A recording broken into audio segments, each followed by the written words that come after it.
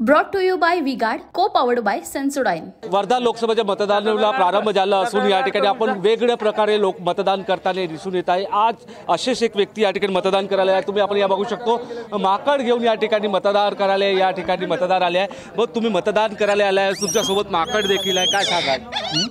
काय सांगाल? तुमच्यासोबत माकड आहे, मित्र असन मित्र कधीपासून मित्र आहे? नाही, माझा मित्र नाही, मग असा सहज बसला। तुमच्या सोबत माकड घेऊन आले आहे, काय सांगाल? आता का सांगणार आहे आपण त्याच्यात तेवढं, आता त्याच्यातलं